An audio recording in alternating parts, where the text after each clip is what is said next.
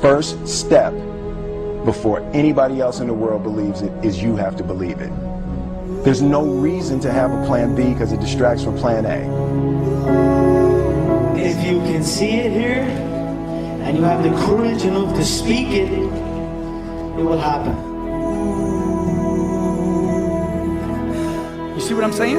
You want to be in a dominating point, okay? So what we got to do is we got to get you thinking. We got to get you thinking like the dominators think. How do they act? How does Warren Buffett act? What does Warren Buffett do with his time all the time? Those are the people I study today. I don't study the people that I went to school with, the teachers I went to school with. I don't even study my own family members, okay? I'm looking for people that are way up here that I can say, hey, what are they doing? Because they're doing it right. So I look to surround myself with people that can dominate, people that are certain, okay? People that know what they're doing, people that are in control. You know, if you don't surround yourself with other dreamers, here's what I know. If 9 of your friends are broke, you're going to be the 10th one. That's it. If 7 of your friends smoke, you're going to be number 8. If you stay with that circle of friends, you've got to surround yourself with like-minded people. See, stop telling your big dreams to small-minded people. If you don't go home tonight tossing and turning, truly making a decision where you're tired and jacked up at the same time, then I'm not talking to you.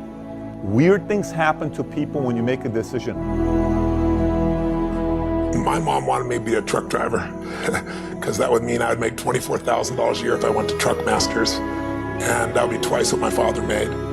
And she thought that would happen, but something inside of me said, I don't want to drive a truck. There's something else that matters more to me, and I decided I was not gonna go for money instead of passion. And the rewards have been pretty amazingly better than being a truck driver. It's not bad being a truck driver, it's just not what I was after. And I look back, and one of the things that helped me was my original teacher, Jim Rohn, who was a personal development speaker I went to hear when I was 17. He said something the first time I heard him, and he said, you know, it's really simple. If you want life to change, you got to change. If you want life to be better, you've got to get better. It's the only way it happens. And luck will show up for people and it'll leave them. But if you're constantly improving who you are and what you give, game over.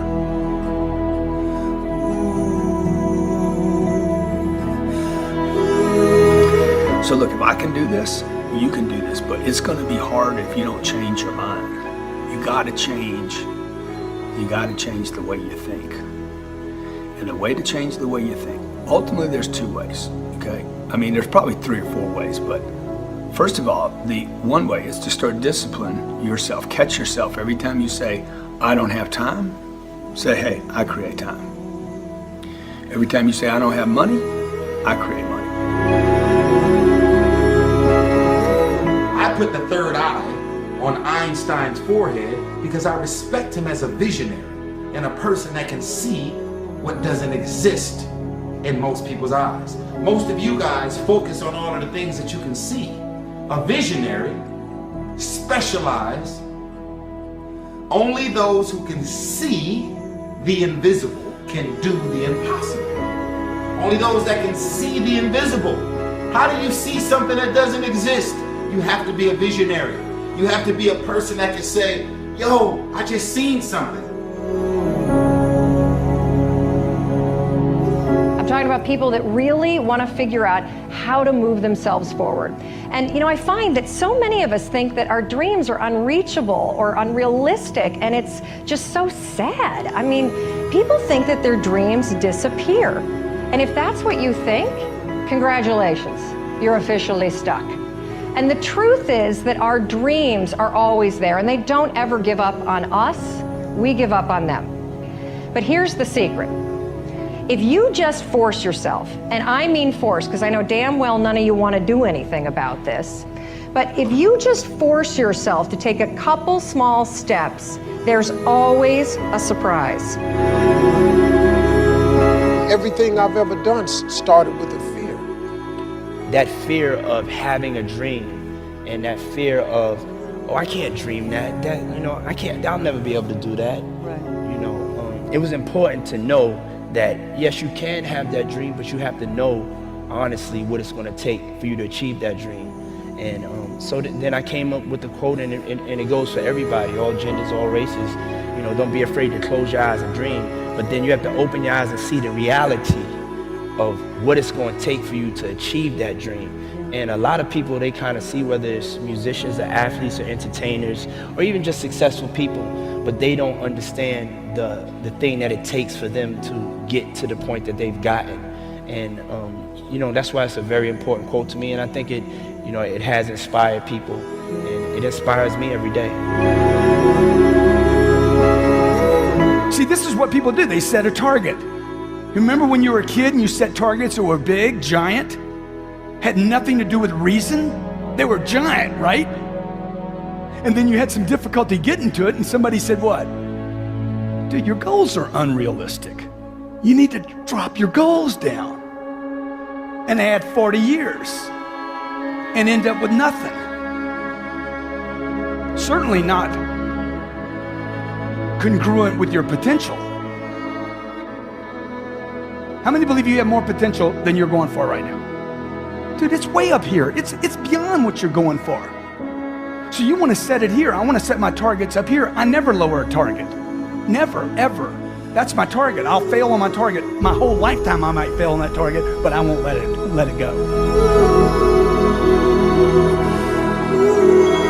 Success is something entirely subjective. Success is not about having lots of money, living in a big mansion, having an indigo suit. Absolutely not. That's part of it, but it's not the whole of it. You see, success is when you attribute value to things that matter to you. If you don't love what you do, it's going to be hard to continue. Do you know why so many people don't like their jobs? It's because there's no heart in it. They're just doing it to get the money at the end. You got to enjoy the process and then trust the process. And that's how to get a small vision off the ground, the come up. I was very, very lucky to find it, you know, when I was 7 or 8 years old, and you know, and fortunately, my children have found their passion. One son loves farming like nothing else. One son loves music like everything else, and all three of them love philanthropy and what they get to do. You're lucky in life when you find it, and you can't guarantee you're going to find it in your first job out. But I always tell college students that come out, I say, take the job that you would take if you were independently wealthy. You know, you're going to do well at it. Passion often is linked with purpose. What I love to do is often what I should do.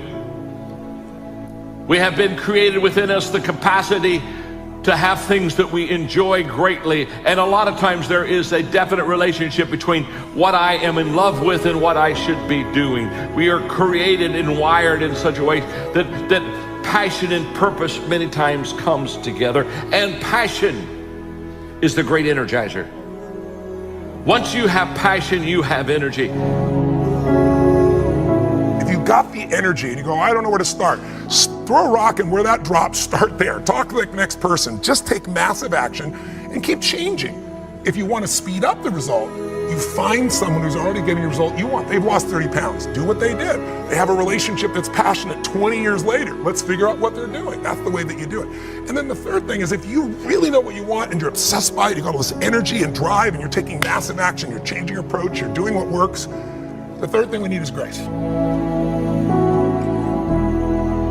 Whatever you move toward, if you move toward success seems to start coming your way. So figure out what you could do to make the move, to begin the early qualifications and then sustain the qualifications, and success is yours and health is yours and all valuable things.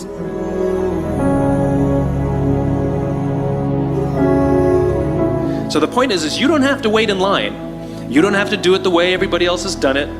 You can do it your way. You can break the rules. You just can't get in the way of somebody else getting what they want.